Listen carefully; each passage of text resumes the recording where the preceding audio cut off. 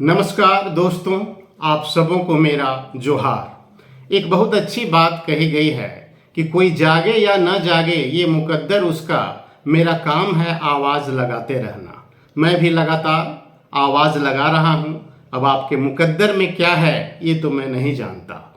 झारखंड के आदिवासी श्रृंखला के एपिसोड 2 में आप सबों का मैं स्वागत करता हूँ और कहानी वहाँ से आगे बढ़ाता हूँ जहाँ एपिसोड 1 में छोड़ा गया था। शुरुआत कुछ एक प्रमुख आंकड़ों से करते हैं।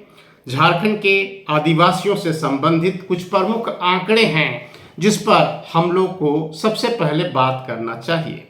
2011 की जो जनगणना है, तो 2011 की जनगणना में झारखंड के आदिवासियों या जनजातियों की जो कुल जनसंख्या है वो 86,45,042 है, जो राज्य की कुल आबादी का 26.2% है। 26.2% झारखंड में आदिवासी रहते हैं या जनजातीय आबादी है। ठीक है।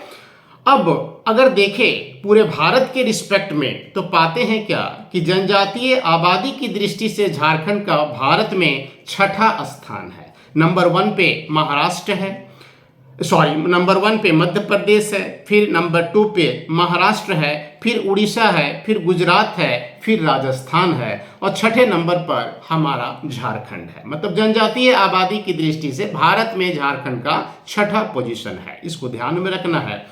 झारखंड की जो करीब 33 जनजातियां हमारे यहाँ जो मौजूद हैं, 32 थी, एक पुरान जनजाति नया ऐड हुआ है, तो टोटल 33 जो जनजातीय समूह हमारे झारखंड में जो निवास करता है, तो उसमें से बहुत सारे ऐसे जनजातीय समूह हैं जो काफ़ी पिछड़े हुए हैं, है ना। अभी भी मुख्य धारा से उनका जुड़ाव प्रॉपर वे में नहीं हो पाया है, जैसे बिरहोर, कोरबा, है ना, असुर।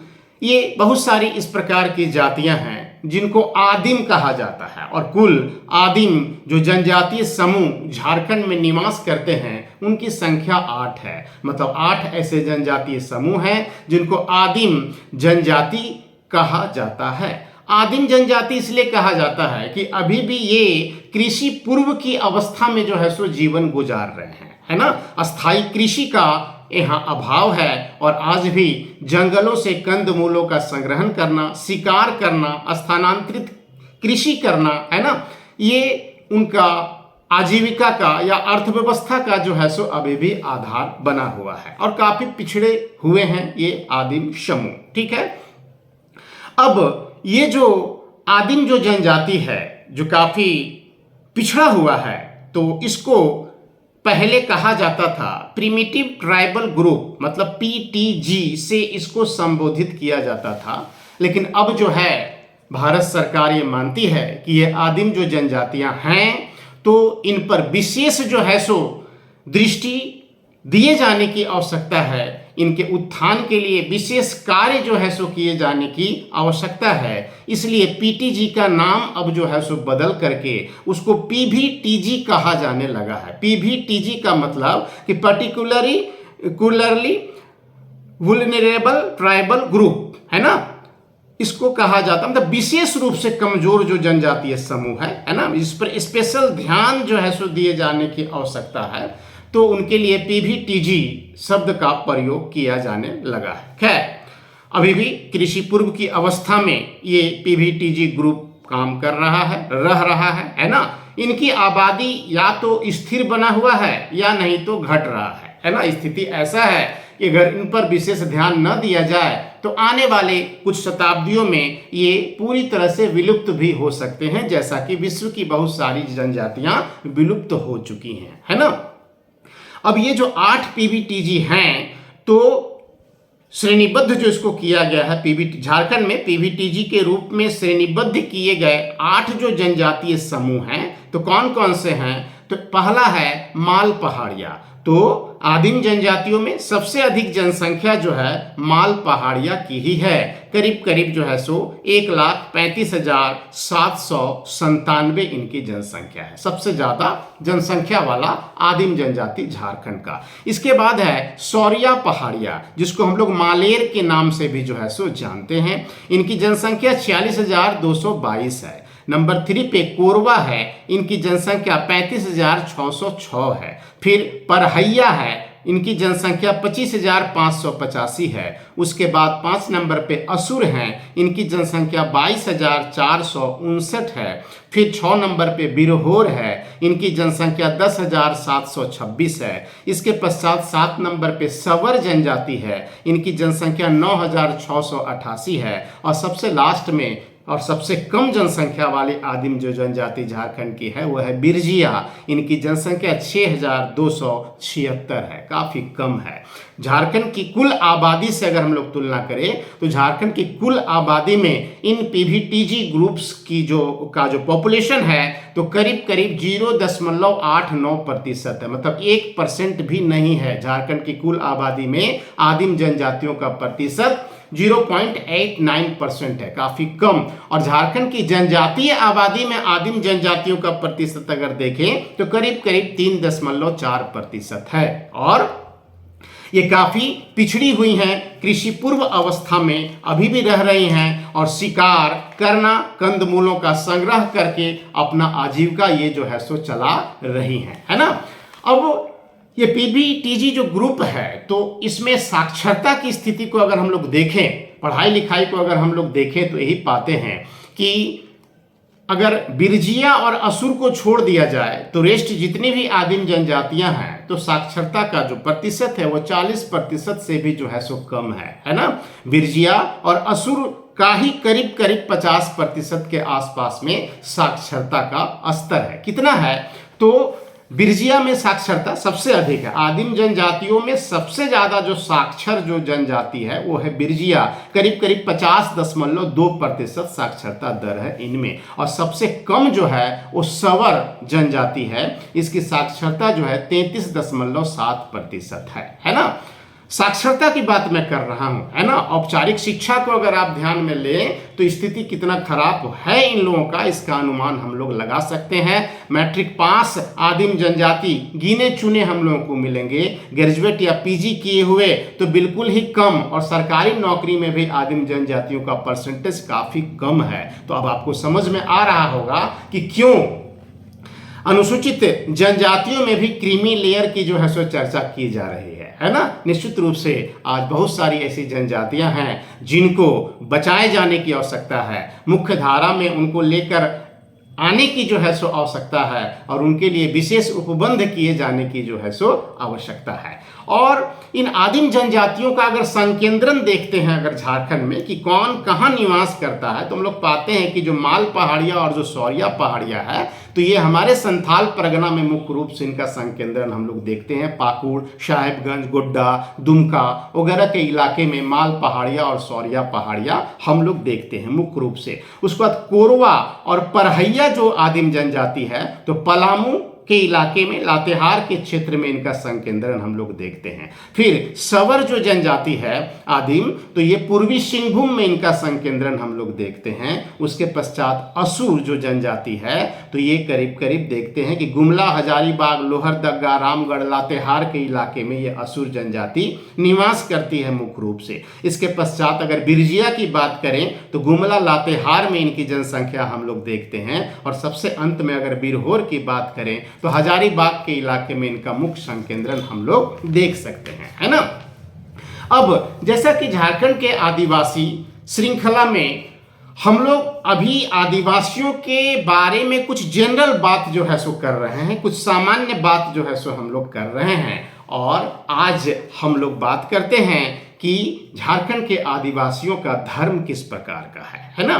तो अगर जनजातीय जनसंख्या में अगर हम लोग गौर करें तो पाते हैं क्या कि झारखंड की जो जनजातीय जनसंख्या है तो उसका करीब करीब 44% जो है वो सरना धर्म पर जो है सो विश्वास करती है। मतलब झारखंड में जनजातीय जनसंख्या का, है ना, 44% सरना धर्म को मानती हैं, 40% हिंदू धर्म को मानती हैं, 15% ईसाई धर्म को मानती हैं और 1% इस्लाम को जो है सो मानती हैं, है ना। मतलब कि आज भी हम लोग पाते हैं कि जनजातीय जनसंख्या में अधिकांश सरना धर्म को मानने वाले लोग हैं। और ईसाईकरण जो हुआ है आदिवासियों का, तो सबसे ज्यादा ईसाईकरण उरांव जनजाति का हुआ है ना। 15% ईसाई जनसंख्या, जनजातीय जनसंख्या का झारखंड में निवास कर रहा है। लेकिन ऐसे आदिवासी जो ईसाई बन चुके हैं, उनका सामाजिक आर्थिक विकास ज्यादा तेजी से जो है सो हो रहा है या हुआ है ना। कारण बहुत सारे हैं, इस पर आगे हम लोग चर्चा करेंगे, ठीक है। तो अगर हम लोग सरना धर्म की बात करें तो सरना जो धर्म है, तो ये मूल धर्म है झारखंड के आदिवासियों का। सरना धर्म को हम लोग क्या कह सकते हैं, कई नाम दिए जाते हैं। प्रकृतिवाद भी इसको कहते हैं, बोंगावाद भी इसको हम लोग कहते हैं, ठीक है। आदि धर्म भी इसको जो है सो कहते हैं, कई नामों से जो है सो इसको पुकारते हैं। तो ये जो सरना धर्म है, तो यह एक प्रकार से प्राकृतिक शक्तियों की पूजा से जो है सो संबंधित है। मतलब कि सरना धर्म में हम लोग प्रकृति का ही दैवीकरण देखते हैं। जिन प्राकृतिक शक्तियों की व्याख्या ये आदिवासी नहीं कर सके, उसका इन्होंने देवत्व कर दिया, उन पर उन्होंने देवत्व का, उनको देवता मान लिया, है ना। और फिर उनकी जो है सो ये लोग उपासना करने लगे, है ना। मतलब प्राकृतिक शक्तियों की ही पूजा हम लोग सरना धर्म में जो है सो देखते हैं। किसी तरह का बहुत बड़ा तामझाम इसमें नहीं होता है। एक सरना स्थल होता है जो गांव के ही पास या जंगल के समीप एक बगीचा टाइप का जगह होता है, जहां साल वगैरह का वृक्ष होता है। उसको एक पवित्र जगह माना जाता है और वहां पर ही जो है सो हर प्रकार का धार्मिक कर्मकांड आदिवासियों के द्वारा किया जाता है। इनके जो धार्मिक नेतृत्वकर्ता होते हैं, पाहन जिसको हम लोग कहते हैं, तो पाहन के नेतृत्व में धार्मिक कर्मकांड किया जाता है। सरना स्थल को जाहिर थान के नाम से भी जो है सो हम लोग जानते हैं, है ना। और वहाँ पर हम लोग देखते हैं कि देवताओं की पूजा की जाती है और हड़िया चढ़ाया जाता है, मुर्गा जो है सो चढ़ाया जाता है। और समय समय पर कई प्रकार के देवी देवताओं की पूजा सरना धर्म के अंतर्गत की जाती है। और समय समय पर जतरा का आयोजन किया जाता है, मतलब मेला का आयोजन किया जाता है, ताकि जो उनके ईश्वर हैं, है ना, उन ईश्वर का सम्मान जो है सो उसके माध्यम से किया जा सके, है ना। तो सरना धर्म में जो अलौकिक शक्ति है ना, इस सृष्टि को रचने वाला जो अलौकिक शक्ति है, जो एकमात्र सत्य है, उसको बोंगा कहा गया है ना। उसको बोंगा से जो है सो संबोधित किया गया है। और सर्वोच्च जो देवता है आदिवासियों का, उसको सिंह बोंगा कहा गया है। सिंह बोंगा मतलब सूर्य को कहा गया है। सिंह बोंगा या धर्मेश जो हम लोग उरांव जनजातियों में देखते हैं, तो ये और कोई नहीं, ये सूर्य का जो है सो प्रतिनिधित्व करता है ना। तो इस धर्म में हम लोग प्रकृति की जो है सो पूजा मुख्य रूप से देखते हैं। और सरना धर्म में एक सरना झंडा भी जो है सो होता है, सरना झंडा का भी प्रयोग किया जाता है। एक सरना देवी का भी कंसेप्ट है इस धर्म में। और ये जो सरना देवी है, उसको चाला पच्चों के नाम से पुकारा जाता है, या उसको चाला आयो के नाम से भी जो है सो पुकारा जाता है, सरना देवी को, है ना। फिर हम लोग पाते हैं कि संथाल जो जनजाति है, तो संथाल जनजाति का जो वंदना पूजा होता है, वंदना पर्व जिसको हम लोग कहते हैं, मतलब सोहराय जो होता है, तो सोहराय में हम लोग कई प्रकार के देवी देवताओं की पूजा संथालों के द्वारा करते हुए देखते हैं, है ना। ऐसे सरना धर्म पर एक पूरा वीडियो, फुल वीडियो जो है सो आपको मेरे चैनल पर ही मिल जाएगा। आप प्लेलिस्ट में जाएंगे, वहां पर आप देखिएगा झारखंड की संस्कृति के अंतर्गत सरना धर्म पर जो है सो एक वीडियो मेरा बना हुआ है। अगर सरना धर्म को बहुत डिटेल्स में जानना है तो आप उस वीडियो को जरूर देख लीजिएगा। अगर हम लोग आदिवासियों की अर्थव्यवस्था की बात करें तो हम लोग पाते हैं कि आदिवासियों की जो अर्थव्यवस्था है, तो अभी भी ये काफ़ी पिछड़ी हुई है। प्राचीन अवस्था में इनकी अर्थव्यवस्था है। इनका जो आर्थिक जीवन है वो पिछड़ा हुआ है। अभी भी अधिकांश जो जनजातीय जनसंख्या है वो कृषि पूर्व की अवस्था में जो है सो रह रहे हैं। शिकार करना, कंद मूल का संग्रह करना, है ना, और स्थानांतरित कृषि करना, ये मुख्य रूप से हम लोग देखते हैं। अस्थाई खेती करने वाली जो जनसंख्या है तो ये भी यहाँ पर निवास करती है। संथाल, उरांव जैसे जो जनजातियाँ हैं जो थोड़ी ज़्यादा विकसित हैं, तो अस्थाई खेती करता हुआ हम लोग इन लोगों को देख सकते हैं, है ना। अब हम लोग अगर बात करें कि बिरहोर जो जनजाति है या कोरबा, असुर है, पहाड़िया है, हिल खड़िया है, तो आज भी ये लोग मुख्य रूप से शिकार पर जो है सो गुजारा कर रही है ना। पहाड़िया जो जनजाति है तो पहाड़िया जनजाति स्थानांतरित खेती के लिए जो है सो जानी जाती रही, है ना। ब्रिटिश शासनकाल से ही इसको हम लोग देखते हैं। उससे पहले से भी हम लोग पाते हैं कि स्थानांतरित खेती पर इनका विशेष बल था। स्थानांतरित खेती में जंगलों को साफ करके, बीजों को छींट करके मुख्य रूप से मोटे अनाजों का जो है सो पैदावार किया जाता है ना। हल बैल का प्रयोग इसमें नहीं किया जाता है। और पहाड़िया जनजाति के लोग इस स्थानांतरित खेती को खल्लू नाम से जो है सो पुकारते हैं, मतलब इसको खल्लू कहा जाता है। एक नाम इसका कुरुआ भी जो है सो मिलता है, मतलब खल्लू या कुरुआ शब्द से जो है सो संबोधित किया जाता है पहाड़िया जनजाति की स्थानांतरित खेती को। कुछ ऐसी जनजातियां भी हैं जो शिल्पकार हैं, शिल्प वगैरह का काम जो है सो किया करती हैं, है ना। जैसे मान लीजिए लोहरा हो गया, महली हो गया, करमाली हो गया, चिक बड़ाइक हो गया, असुर हो गया, ये सब कुछ शिल्पी जनजातियां हैं जो झारखंड में निवास करती हैं, है ना। बहुत सारे ऐसे आदिवासी हैं जो पढ़े लिखे हैं और समाज की मुख्य धारा के साथ जुड़ चुके हैं, तो हम लोग बड़े से बड़े पद पर भी इन लोगों को देखते हैं। डॉक्टर के रूप में, इंजीनियर के रूप में, चार्टर अकाउंटेंट के रूप में, आईएएस के रूप में, डिप्टी कलेक्टर के रूप में भी जो है सो हम लोग इन लोगों को देखते हैं। लेकिन अभी भी इनकी सामाजिक आर्थिक स्थिति जो है वो पिछड़ी हुई है। और आदिवासियों में भी जो आदिम जो जनजाति है, पीवीटीजी जिसको हम लोगों ने कहा था, इनकी स्थिति तो निश्चित रूप से काफ़ी खराब है। इस पर विशेष बल दिए जाने की आवश्यकता है ना। तो अब अगला जो वीडियो मेरा होगा उसमें हर जनजाति को अलग अलग देखना हम लोग आरंभ करेंगे। और शुरुआत हम लोग संथाल जनजाति से जो है सो करेंगे। मतलब जो टोटल 33 जो जनजातियां हैं, तो अब हर जनजाति को हम लोग अलग अलग देखेंगे, उनके कल्चर को देखेंगे, है ना, उनके जीवन शैली को जो है सो देखेंगे, उनके भोजन को, खान पान को, हर चीज को जो है सो हम लोग देखेंगे अलग अलग सेक्शन के अंतर्गत। तो आज इतना ही रहने देते हैं।